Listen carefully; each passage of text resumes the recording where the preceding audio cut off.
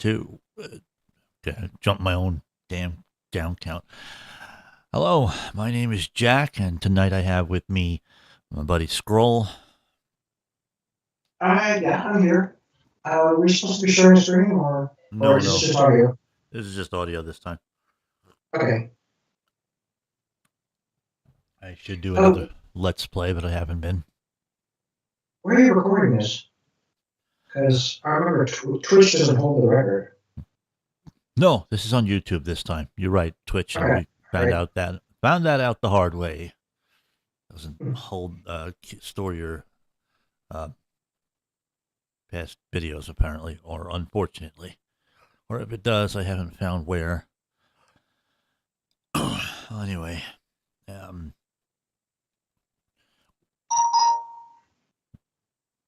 there's a lot going on in the world, especially in this country in just the last week. And I've been, well, it started out unintentional. The algorithm of YouTube, for some reason, put a independent news channel uh, in my recommendations. Doesn't really have anything to do with anything I've actually followed before. Um, I kind of avoided talking about and looking at politics because it generally drives me insane. And it doesn't really matter which side of the aisle we're talking about. Although I think the Republicans are often, especially the MAGAs, are often a lot worse. But anyway, the channel that got recommended to me was called Midas Touch, spelled Meidas Touch. Um, and I like that they present information. And I don't think that they are selling any lies per se. But what I don't really get Or, into, ag- or agendas, huh? This is what's going on, not what or our opinion about it. well, that's I was about to get to that actually. It there is a bit of an agenda bent to it. Like they love to. Well, I don't know if they love to, but they tend to editorialize, to offer or sprinkle their opinions into what they're talking about. And although they generally will present the Okay. receipts, the clips, the articles, or whatever on screen, and go over the talking points of those things while presenting whatever new information is available, um, they don't tend to keep their opinion out of it. And I realize I'm being sort of hypocritical just sitting here doing the same thing, but I'm also not talking, I'm not presenting news and I'm not presenting specific facts. I So real here's what's going on. Here's our evidence about what we're talking about. Here's our opinion about it, and here's what should be your opinion about it. Yeah. And I'm Okay. going to say my thinking is often that if the incident, the whatever it is, the soundbite, the decision, whatever it is that Trump or Elon Musk or Lauren Boebert or whoever has done or made or whatever is going on is significant and genuinely offensive, then it will speak for itself and really doesn't need any padding. But the other thing is that I don't know. Like I'm going over. I look at Reddit. There's the one subreddit I was looking at mostly today was "Murdered by Words," uh, a particular favorite. And right now it's just absolutely littered with um, uh, Trump, Elon Musk. Uh, there's so many. Although for right now, my mind is not processing all the names that I should. Oh, Marjorie Taylor Greene, Vance, and a bunch of smart alecky responses. But I'm seeing that they generally, the Republicans that I just named, generally will regurgitate the same points all of the time. And there are certainly people that buy right into it. And no matter how often it is kind of highlighted by certain responses, just how uh, outrageous their stance is or how obtuse they must feel their audience is, it doesn't seem to change anybody's minds. I'm really hopeful right now that him just having stepped into the Oval Office and turned our country into even more of a laughing stock than it was, um, and alienated our country the way that he has, it's going to start really opening eyes. I think that's important. And I mean that it's important that people start seeing politics for the utter farce that it is. It tends to be more over the top and outrageous than like professional wrestling tends to be. It's so absurd, so cartoonish anymore. Well, I've thought for years, a lot of it is jingle the keys, jingle the keys. And I can't help but thinking, what are you hiding behind those keys? What are you trying to divert my attention from? Because whatever that issue is, it's what's not getting focused to. That's a really good point. There is a stunning amount of deflection, as you have said. You're right that is another thing that happens. We're so flooded with so many different things going on that it's difficult to see what, if anything else, is there. Something is clearly, clearly something has the potential to get completely lost in the shuffle of all the chaos that is unfolding and just, since the 20th. It's, I do remember in my youth that politics seemed boring but serious, and to a certain extent respectable. I just got the general impression things worked. That I never bothered to understand how or why, but things got moving along at a certain pace that I'm comfortable enough to hold it as the background. I'll just let this engine moving. Someone else is oiling it. I'll let it be. But now it's jingle the keys, jingle the keys. I can't help but look at that with suspicion. Like, whoa. Yeah, I hear you. What are you trying to divert my attention from?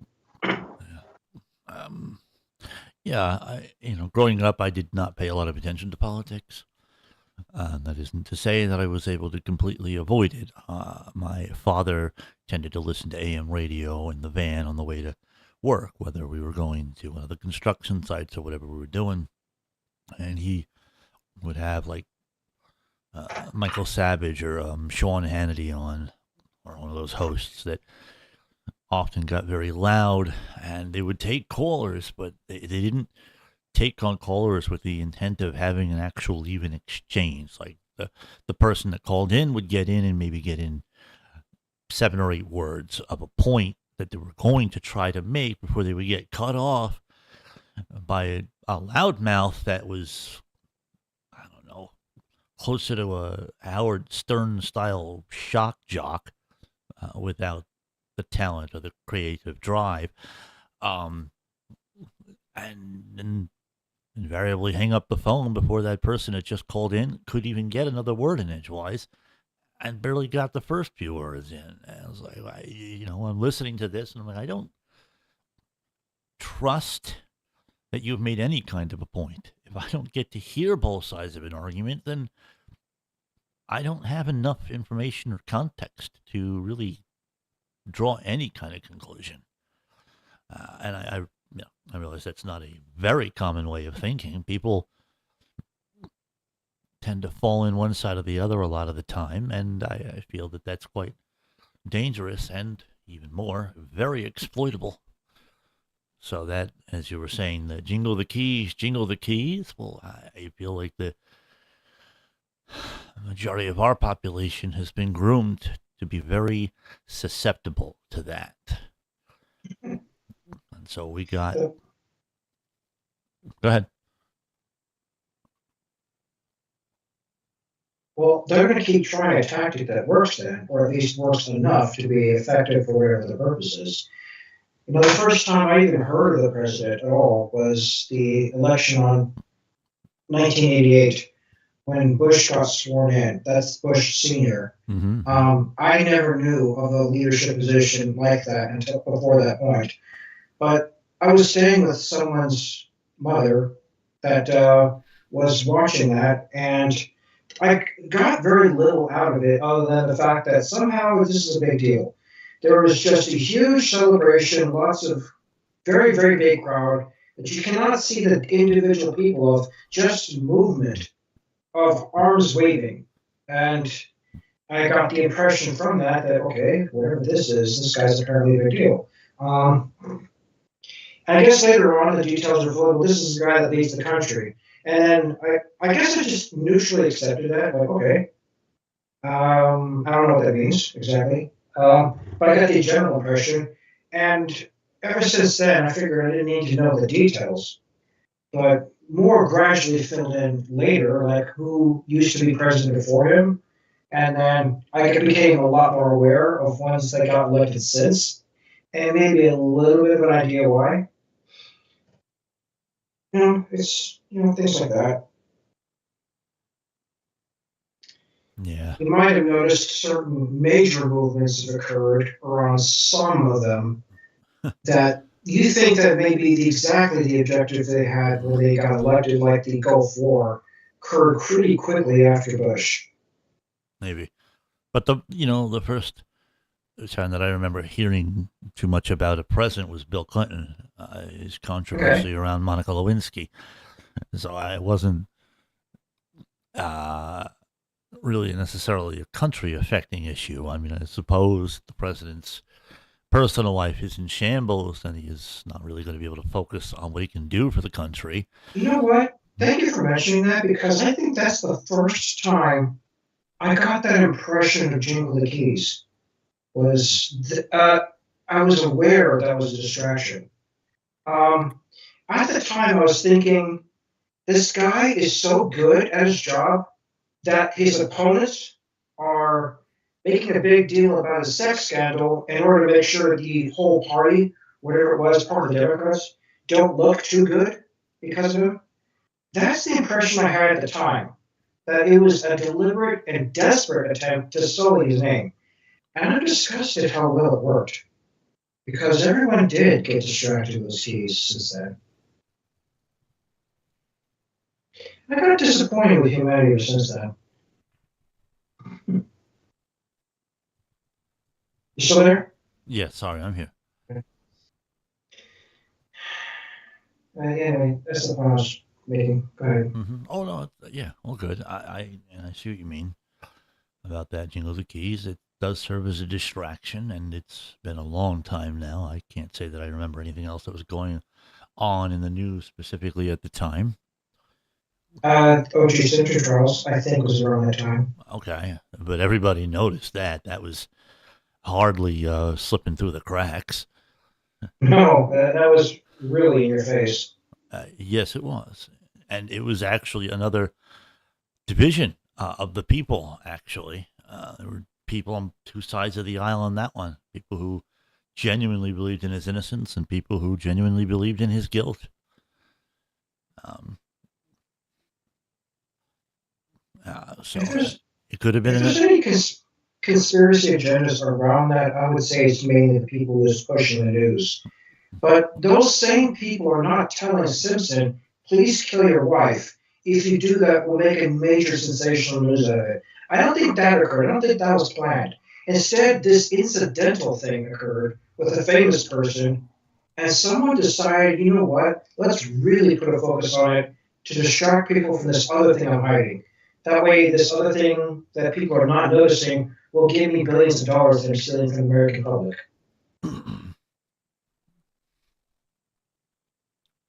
Something like that. Mm-hmm. So I guess you could say the same thing about the Clinton thing. That was another just incidental distraction thing, probably not planned. The way it was executed is planned, not the issue itself. Yeah. So I remember 1996. What the hell was I? 2016 at that time. Yeah, no, I was in middle school. I was 13. Sitting in, I want to say I was in the library. People were, yeah, I guess the tally or whatever had come back, and people were talking about Clinton winning. Uh, who was he against? Al Gore, Bob Dole. I think it was Bob Dole. I don't really remember. Probably, I think it is Dole. I do recall The Simpsons making fun of that. Where the some aliens were impersonating both presidents and kidnapping them, so that the aliens win no matter who it gets elected. And that was a Treehouse of Horror episode. So I definitely recall from that specific episode, Bob Dole was his opponent. Um, if it weren't for that, I would have advised you to look it up because since it's history, you would definitely get an answer.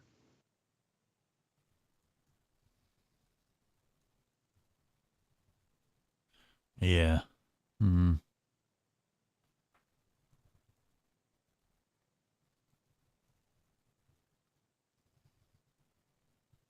The conclusion of that episode was the aliens do get discovered to Ah, be imposters, but they rubbed it in the American public's face that it's a two-party system. You are forced to vote in one of us. yeah. I mean, it's technically not a two-party system, but it may as well be since none of the other parties get any real attention anyway. But I Mm-hmm. remember, and it might have been that same election, but I remember, or it might have been George W.'s first run, where Ross Perot was on the third party independent ballot, whatever it was called. I remember that a little bit too. And I that thought it was was interesting. I thought it would have been more interesting if you won.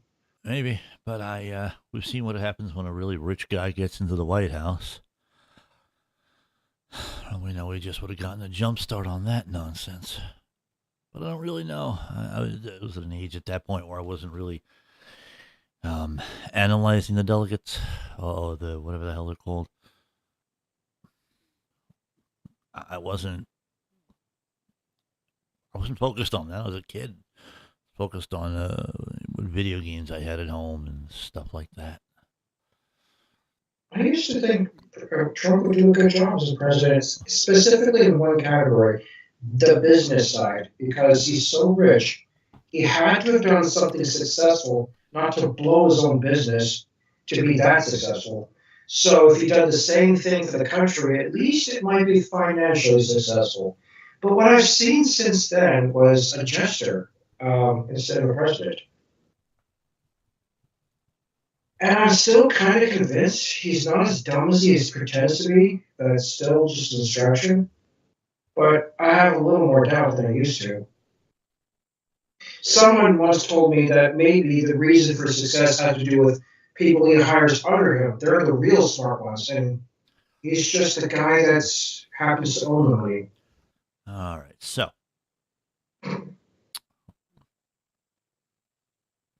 Trump's companies have filed for Chapter 11 bankruptcy protection, which means a company can remain in business while wiping away many of its debts. The bankruptcy court ultimately approves a corporate budget and a plan to repay remaining debts. Often, shareholders lose much of their equity. Trump's Taj Mahal opened in April 1990 in Atlantic City, but 6 months later defaulted on interest payments to bondholders as his finances went into a tailspin. The Washington Post's Robert O'Hara found. In July 1991, Trump's Taj Mahal filed for bankruptcy. He could not keep up with debts on two other Atlantic City casinos, and those two properties declared bankruptcy in 1992. A fourth property, the Plaza Okay, Hotel, so the these are Plaza just examples of his leadership before becoming president. of his acumen as a businessman. A Okay, fourth property, the Plaza Hotel in New York, declared bankruptcy in 1992 after amassing debt. PolitiFact uncovered two more bankruptcies filed after 1992, totaling how can he six. be that wealthy then after that many fails? This is starting to sound like Disney, except Disney actually does suffer from too many bad blows. Well, keep in mind that his own bank account is more the result of an inheritance than any actual success on his own part. Two more bankruptcies filed after 1992. totaling 6. Trump hotels and casinos resorts filed for bankruptcy again in 2004 after accruing about $1.8 billion in debt. Trump Entertainment Resorts also How many declared. are we up to by then? Uh, Bankruptcies. How many are we up to at that point? yeah, I'm counting it. Hold on. 1, 2, 3, 4, 6, 7. Trump hotels so far.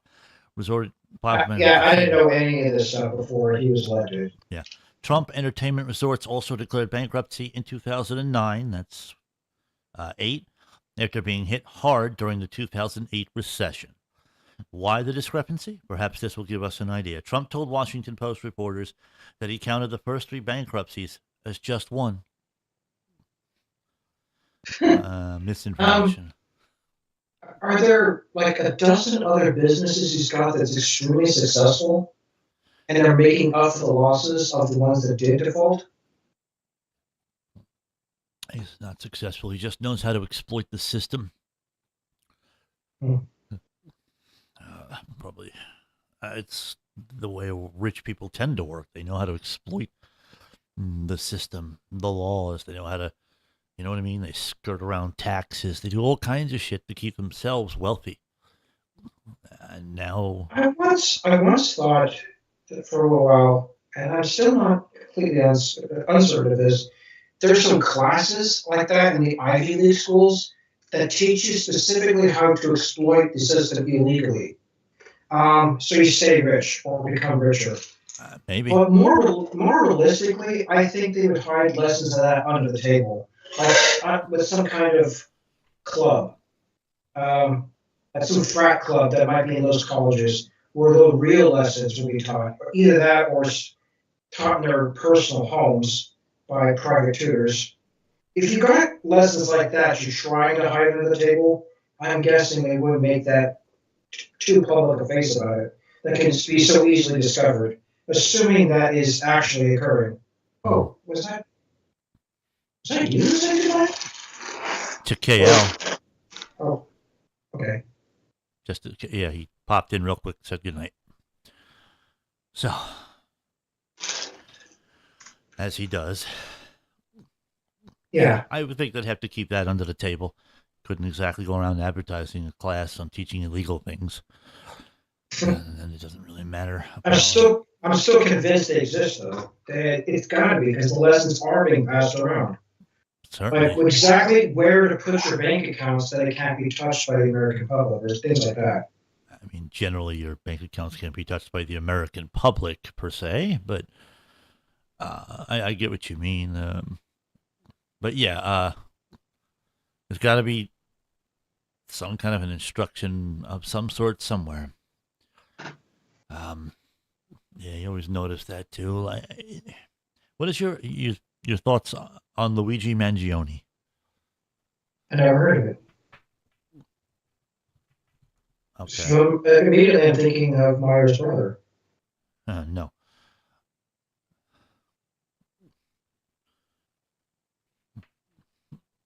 Fictional or not, that's the only Luigi I know. Yeah, no, not fictional. All right, hold on. I've got that. This is on Wikipedia. I'll read it out. Go ahead. Luigi Nicholas Mangione, born May 6th, 1998. Oh, he's way younger than me. Is an American man who was identified as the suspect in the killing of Brian Thompson, the CEO of United Healthcare, which took place on December 4th, 2024 in New York City. Amidst a nationwide manhunt, Mangione was arrested and arraigned in Altoona, Pennsylvania, 5 days after the shooting. After waiving extradition in Pennsylvania, he appeared in a federal court in New York City. Mangione was arraigned in the New York Supreme Court and pleaded not guilty to his state charges. Mangione has been indicted on 11 state charges and faces 4 federal charges. My God. These include first-degree murder, murder in furtherance of terrorism, criminal possession of a weapon, and stalking. Okay, how do you justify terrorism? Brian Thompson is not from the government, and in no way is killing him trying to intimidate the government. It's just taking out a wealthy guy who ran an insurance company that used deliberately faulty AI to dismiss as many claims as possible and save themselves a ton of money. Yeah, the very first thing I thought of is while you're reading this is make an example of him. He punished a guilty rich man. So really nail this guy hard to scare anyone else from doing the same thing. Do not attack the true leaders of the country. And you know that that's true because they are pursuing, they're trying to pursue the federal death penalty, which was only recently restored by Donald Trump. Um, it comes here. The federal murder by firearm charge makes him eligible for the death penalty, although federal prosecutors have yet to indicate whether they will pursue it. All right. So, I'm sorry. His charge is murder in furtherance of terrorism, criminal possession of a weapon, and stalking. I know in New York State, especially, the possession of the weapon, it's like every bullet still in the weapon is 10 years. It does also sound like the man is actually guilty of the crimes he's charged with, although this one is being pursued with unusual aggression. And I can immediately tell why. Yeah. Don't attack the true leaders of the country. Pretty much. Yeah. Scare the public from your tyrants. Yep. Because like there are other. One of the things I saw on Reddit. There's a lot of stuff comes up on Luigi Mangione because a lot of people they're up in arms. And I do feel bad for the kids that just lost their father. That is the children of Brian Thompson. That's a terrible thing coming up on Christmas to lose a parent like that. I feel bad. Excuse me. I feel bad for them because they're kids. They really didn't do anything. But I don't feel bad for Brian Thompson necessarily. But everybody frames it in that way, that this is a unrepentant murderer who took a father away from his kids. But other people note that the insurance company in particular, like one lady came on and said when her father had cancer in his last days, he was trying to get they denied his claims for treatment. And so while he was dying, he was basically just buried in paperwork trying to deal with the insurance company. And so she wasn't terribly sympathetic to Brian Thompson. But the problem is that in those same statements, you're not sympathetic to the two kids either. And I still have to say that I feel bad for them, at least. I don't even know really what the relationship with him was, whether he was even really a part of their lives. Considering the type of person he appears to have been, he could be just as connected to his kids as Elon Musk is, which is really not at all. But I don't know. I don't really know. I don't have the whole story. I don't have both sides of it. But I will say that I kind of understand. I don't even know Luigi Mangione's specific motivation here. All right. Well, since his arrest, Mangione has received support online, with some celebrating him as a folk hero. Opinion polls found that a majority of American adult respondents held a negative view toward Mangione, with younger and left-leaning respondents more likely to support him. The support Mangione has generated has been connected to negative views of the health insurance industry, which is terrible, and harmful claim denial practices. Definitely. The case has spurred growing calls for health insurance reform. But the rich just want to continue to be rich, so they're gonna find some way to bury this, man. Actually, I'd say they try, but more and more they're failing. It's like they used to have intelligent leaders that would know how to bury conspiracies effectively. Those are the things we never even heard of. There's probably hundreds of plenty of issues like that in the past. But now the world has gotten so public. I think it's probably especially because of the internet. There's a system in place that's too difficult to completely bury. And now people are talking to each other more often than they used to in the past, where, like in, say, in Hitler's time, it was way easier to hide secrets. Just burn all the books that opposes his political view and make sure that the ones he supports is the only thing being taught. And it really worked. But if the internet existed back then, you would have had a much harder time controlling the opinions of the public because there's so many alternative influences that can get in. China tries as hard as it can to limit the information coming in, but I think it's like trying to plug a leak on a cracked dam.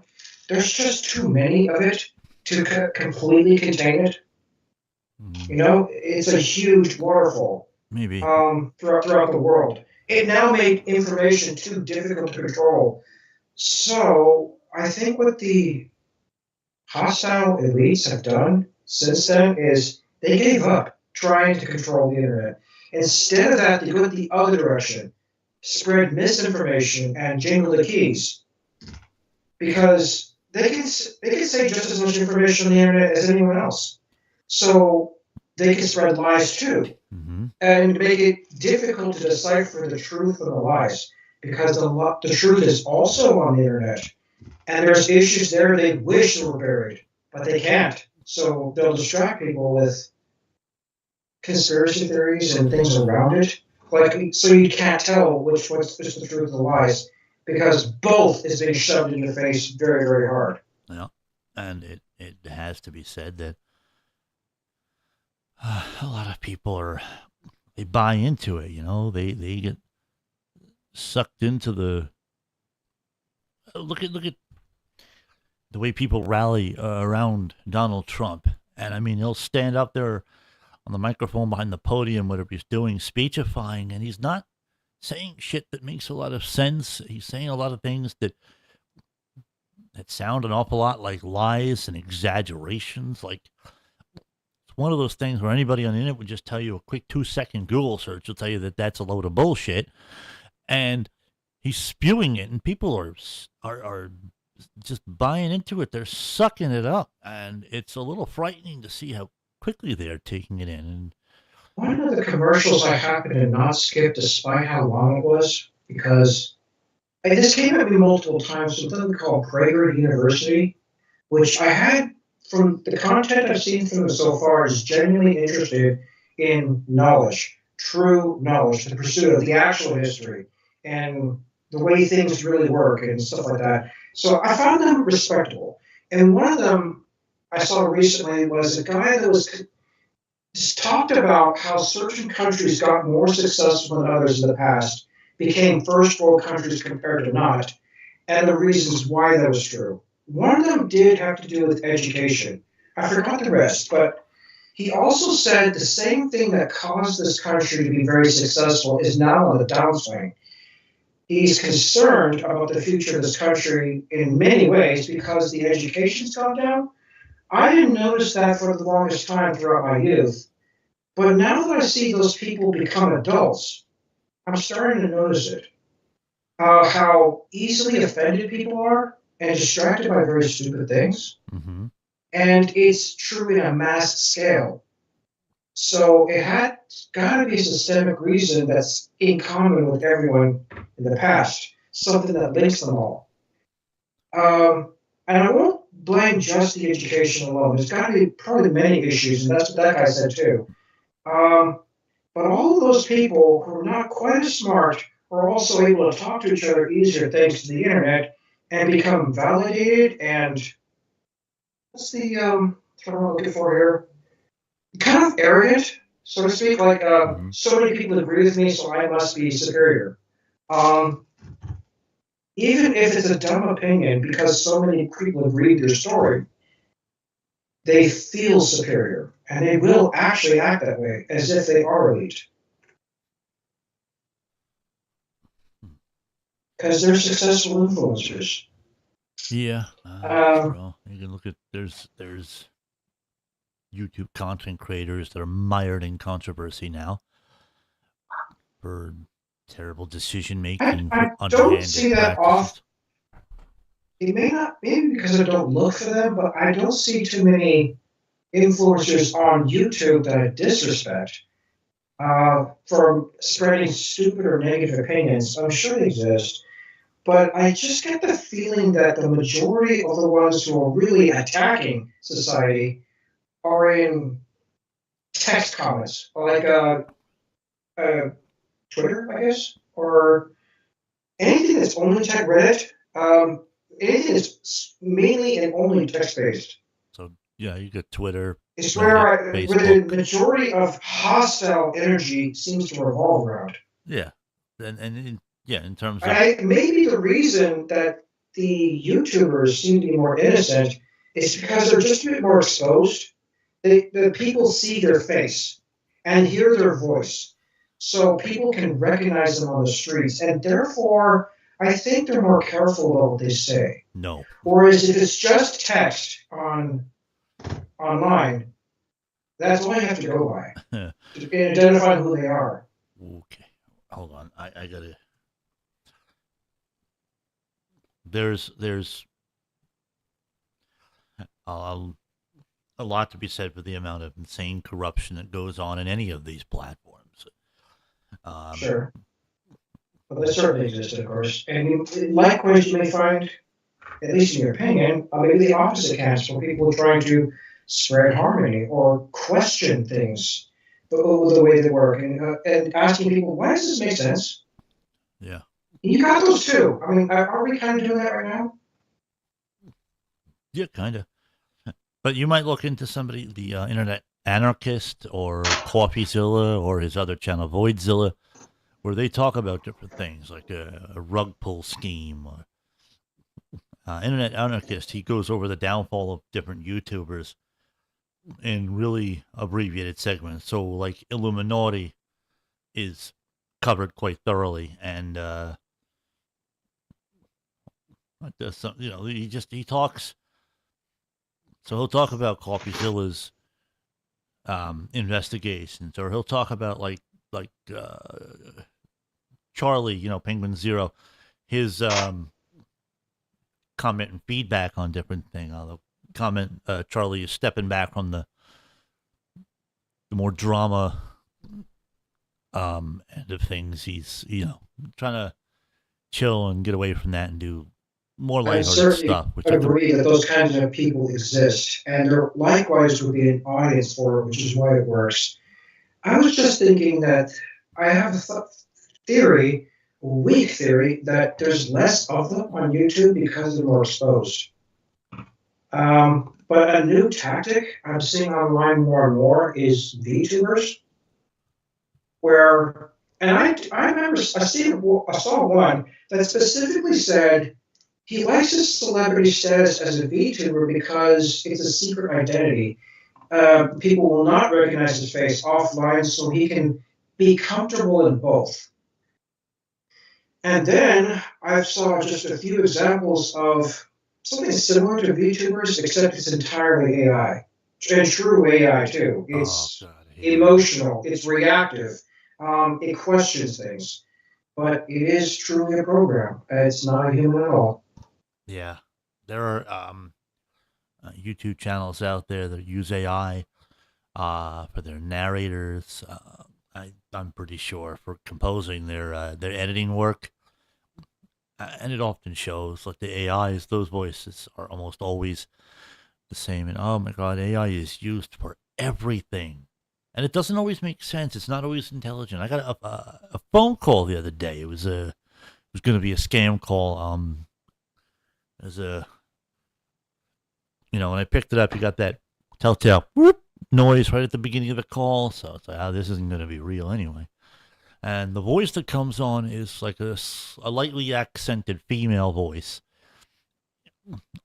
Um, just saying they were calling on behalf of Medicare, and without ever asking my name or verifying at all who I was, they said, according to your file, we haven't decided who they're talking to yet. This is the house phone that they called. It's not under my name. And they said they saw that my back and my knee were hurting. Is this correct? I said, no. And it took about 6 seconds or so, and then the machine on the other end just hung up the line. It didn't bother to try anything else. And it wasn't really until just after that point where I was like, actually, they never even verified who I was. They did not know who I was. How did they pull up my file? They didn't even know who they were talking to. But it didn't matter. What happened was another thing I did, and I recommend this to anybody who isn't completely sure. If you pretend like you didn't hear what was just said, it will, an AI or just a machine will repeat pretty much identically what it just said, so you hear it again with no change in inflection whatsoever, because it's a digitally processed thing. So I have a question for you, which I suspect had to do with AI, except this occurred decades ago. So AI would have been more primitive back then. And if I'm right, it was more primitive. Um, where I got many calls on usually a cell phone that if you answer it, you hear nothing and it hangs up about 6 to 10 seconds later. It seemed completely pointless, but it kept on happening. Um, and I'm thinking it was some kind of AI or some program calling numbers at random. And I had the feeling that I think I know why they did that. Because all of a sudden online there was many offers coming up. Did you get a mysterious phone number that you can't identify? Well, here we're going to do reverse calling in order to get you all this information about this person out there who this number belongs to. Just pay us $15.95 a month, and you'll have access to the service. That service exploded around that time, and I'm thinking those companies are the ones that were making that call, and they will give you bullshit information if you do actually pay them, because they'll just grab a whole bunch of information at random and then give it to you and say that's the person that was behind that phone number.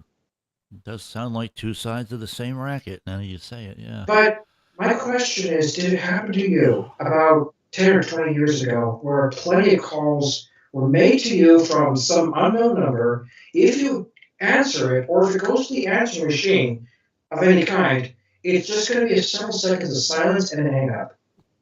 Um, I'm going to go into one more thing about that silence after, but to answer your question, Right. I recall getting calls of total silence, but not the accompanying advertisements about getting rid of said phone calls. My understanding about, at least in the more recent day and age, so like in the last decade or so, is that on those phone calls that are dead silent, they're pretty much counting on you to, hello, hello, is anybody there? Continue talking Yeah, in but hopes. they Wait, don't respond. I know. If you Hold do on, let me talk, speak, right, please. right. That you'll continue to talk, and what that's usually doing is there's a machine on there that's recording that input and developing a voice print so they can imitate you to like verify credit cards and stuff over the phone. Now with an Oh, AI okay. generated copy of your voice, so you get calls like that at your hello is your first response. If it's total silence and there appears to be nothing else happening, I'd say don't continue to talk, because it could lead into assisting somebody with some manner of identity theft. Okay.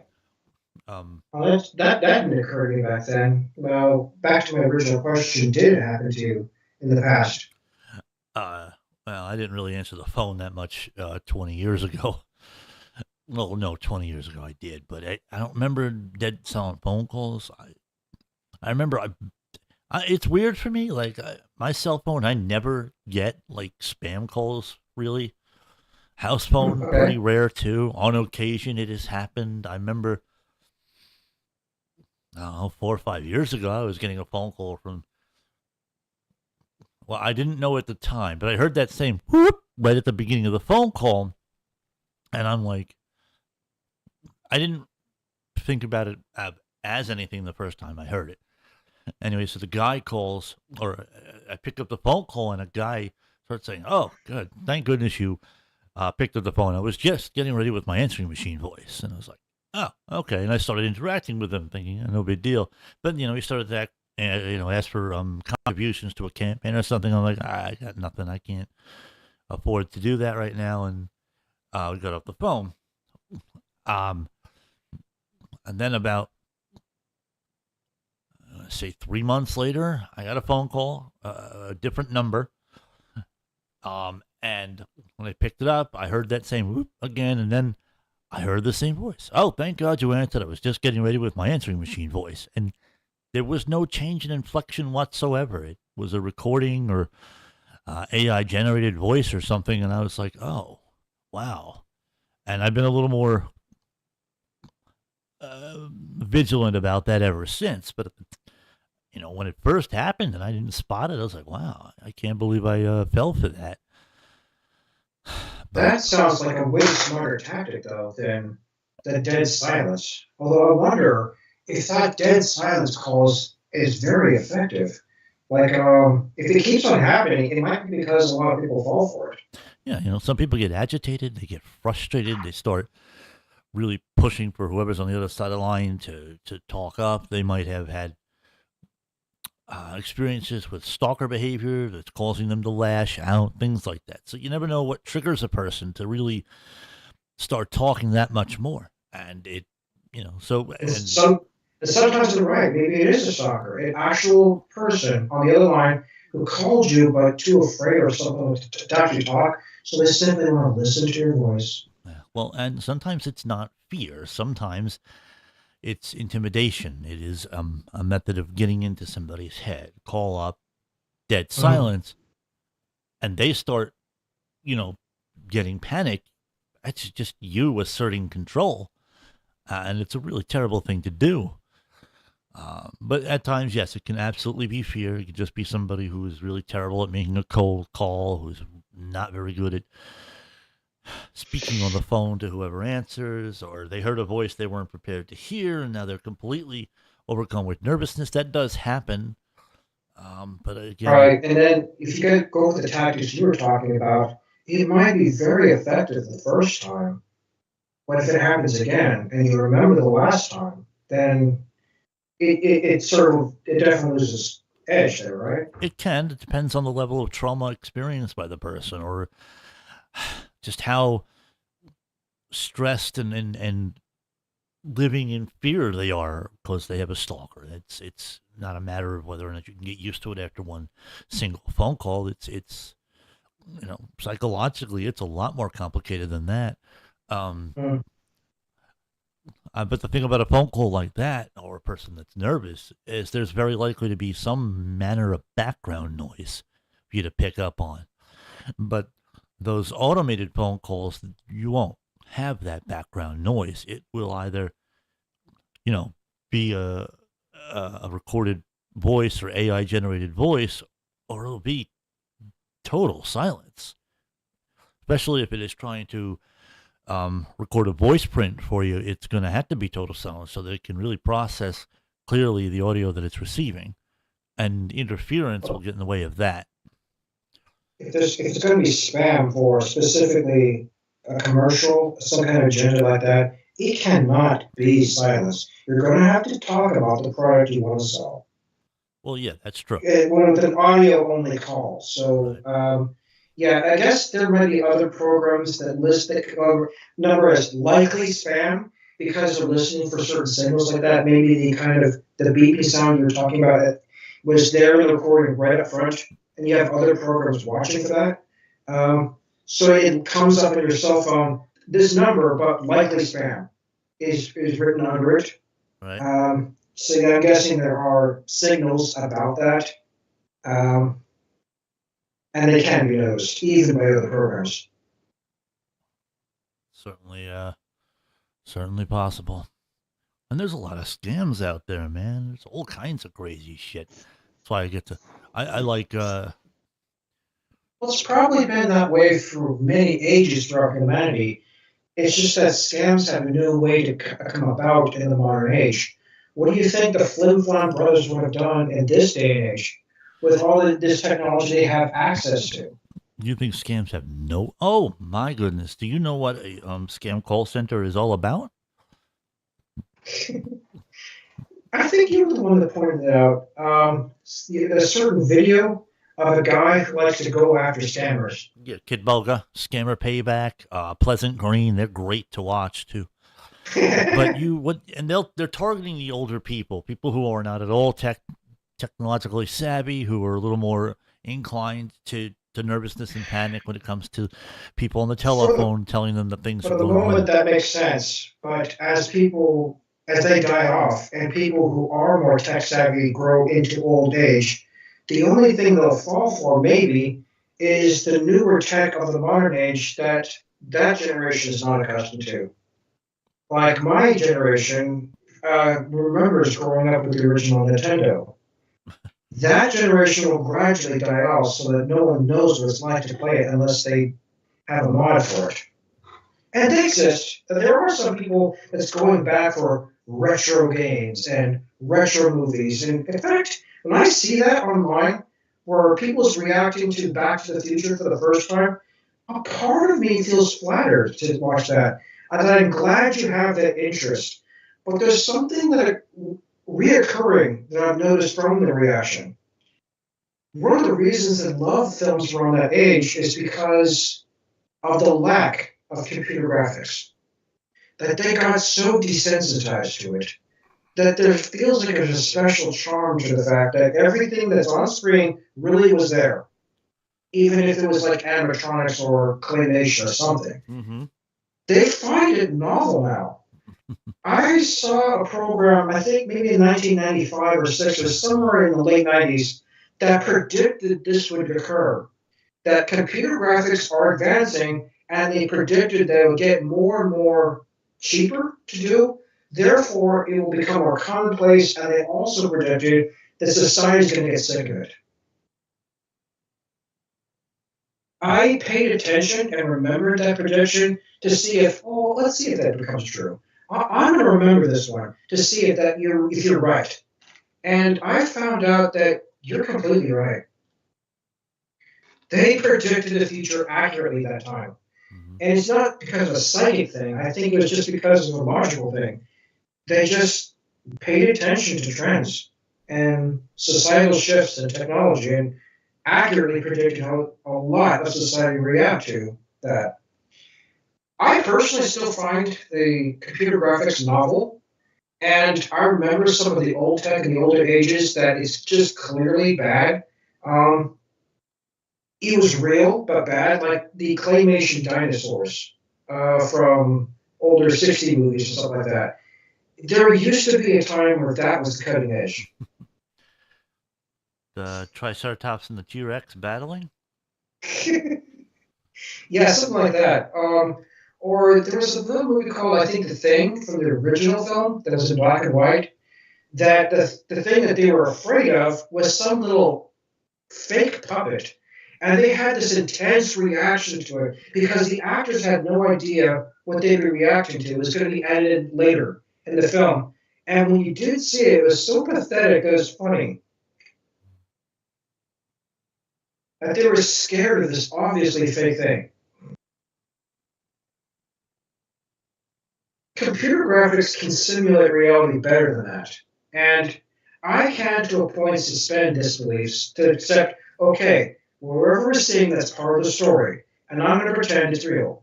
And I'm good with that. And if it really looks real, then I'll be even a little impressed. Like, I had no idea that was computer graphics. It was just that good. Um, but it seems to me that a lot of modern society is trying to train themselves to recognize the fakes. While it is getting harder, people are making that serious effort to for any details they can because they're determined to find out if it's computer or a human behind it, Mm-hmm. as if it must make a major difference in our lives. Should I be offended with this or not? It's like what they're asking themselves. Okay. And I can't say whether or not they should be offended. That's something for them to decide on for themselves. Nobody really needs to verify that, and they don't need. I don't think they need or should need validation on feeling offended or not. It's just a thing that happens. I mean, what was it? The first movie to feature CGI was 1980. I mean, what the hell? It was the Great Mouse. Can't talk. The Great Mouse Detective. Let me see when that was released. Starfighter was very, very early on. The last Starfighter was extremely early for computer graphics. Um, it was a movie called 1986. Flight of the Navigator. Had the spaceship was entirely CGI, Yeah. and I gotta say, it still looks kind of impressive. Yeah. But so it must have been extremely expensive back then, where they have this mirror-like ship that's flying through the air, and it will show the reflection of the ground as well as the sky as it proceeds through. That's It was pretty actually advanced. it was pretty amazing for that time, Yeah. but it still was the early age of computer graphics. Right. So if I have this right, then the 1986's The Great Mouse Detective was the first animated feature film to contain CGI. That was the clockwork, the gearworks inside of the clock tower was CGI. But I don't know. I'm not bothered by CGI. There is absolutely some truly breathtakingly bad CGI, and if you follow films in the order of their release, like the first Toy Story was really very primitive. It's not great by today's standards. You get really It was spoiled. amazing at the time, Yeah, but probably because the whole thing was CGI, and they were also a bit impressed with the story of what it tried to tell. Like, what if toys did come to life? Then this would happen. Some people found that novel, like, ooh, wow, fascinating. They liked the imagination of the company that tried to say, what if? And then this is what would happen. yes, and but that same story would be shouldn't be too much less compelling for being told in a different way. But the CGI was, they had I'm not bothered by it either, but I know people exist that way that you just against anything computer. Like if computer graphics for one thing, or voice synthesis for professional singers. That it just if you play with your voice, even in an obvious way, and they'll just set they all automatically call it trash because it's not your actual voice. Those same people would say the performance is better if you hear it live. I would never like a studio version of the video. So yeah, there are people like that that they think that anything computer means unauthentic, I guess there a are people lie. like that, yeah. Yeah. Yeah, watch your little video here gets a downvote just for that. oh gosh, well, I can live with it. I'm fine. I'll survive. Yeah, But I'm not saying I'm one of them. I'm just saying they exist. oh, I know. I've noticed that, Yeah, well, they're everywhere. and to a point, I can kind of understand what they mean. Yeah. Their opinion about that kind of technology being not a human, therefore not real. Well, I think that's largely the argument made on using AI to fill in Right? jobs. I mean, there's a Yeah. similar argument to be made for if you go down to the grocery store and none of the registers are like maybe one out of the 12 registers at the grocery store has anybody working at it. And other than that, you got like four self checkouts just waiting to go with one person I supervising remember. those. I remember when that was novel, when I first saw that and thought to myself, well, I guess I get the idea. For the customers, they might be able to go through quickly, and for the company, they could pay less workers to check out, although there might be a little higher percent chance of possible theft. That's why you need someone there to watch. Yeah, Did that's you true. actually charge anything for these machines? Right. And at the same time, that person would also be there for technical problems because you're going to have that too, especially when the technology first started. Yeah. Maybe people have no idea how to use the barcode scan thing or anything like that. Well, there are people who get confused about it even today. It's not. I don't find it complicated, but that's me. I understand this sort of stuff pretty But good. and real glitches have occurred. Like they confused which card you meant or how much is on it, or it didn't successfully read the card, or all kinds of technical issues like that. Yeah, things do happen. Absolutely, it's not really avoidable.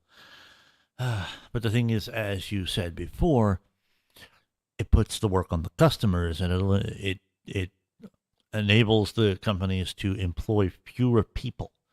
Now, the Now I'm seeing registers. that in fast food restaurants too. Is that true in New York as well? Where I go to McDonald's and there's nothing but kiosks now.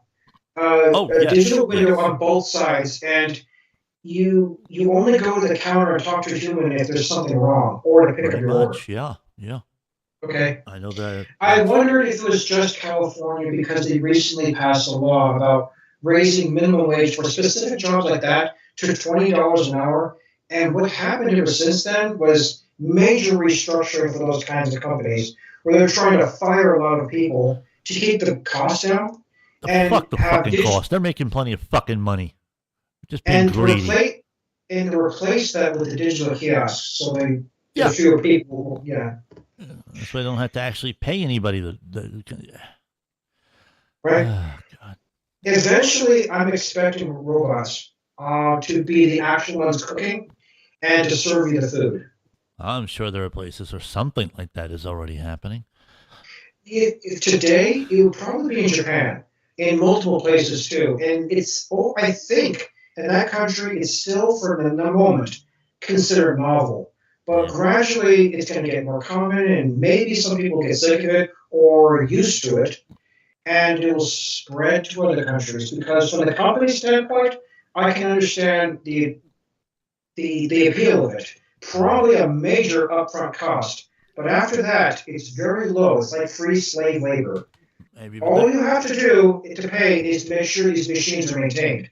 That's it. They don't ask for overtime. They don't ask for. They'll call off sick to say, "Yeah, I got my kids that need blah blah blah." For those companies that are just sick of dealing with real humans because of human problems, they may really consider robots to be an effective replacement.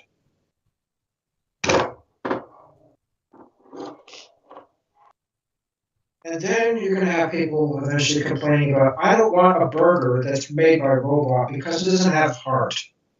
No one cared about that burger that was made by math and machines. If there's people complaining now about computer graphics and synthesized voices, then they're definitely going to complain as this progression goes up to other categories. Good. We're going to remember that they're culturally different from us. We are generally a much, much greedier country. You mean America? Yeah. Or something else? Okay. Well, the United States. Let me be more specific, since America is actually North America, and that covers the two continents actually countries on the continent of North America. I do agree, but I don't remember when I first reached that opinion, when I first noticed that. I had seen old films, like from the 50s and 60s, that American white actors that visited other countries innately acted superior, and the other people from that country also reacted that way, like we have to bow to the king. If something happens to the Americans, we better take this seriously because it's like something happening to a rich person. Yep. Kind of a. I used to be flattered about that when I was a kid. Wow. Or at least didn't notice it. Like I thought that's the way things always are, so there's no reason to take it seriously. Yep. Rather than looking at how that really affects people. I wouldn't see that as a kid. Yeah. Instead, I'd see that just the way things are. Just sure. Yep. Normalizing it is the point, Yeah. And it's And okay. that was the case back then, where everyone did this, so you just accept that's the way things are. Yeah. That's the same generation that today is fucking us over. It's the same generation that was producing all that shit back then. It's it's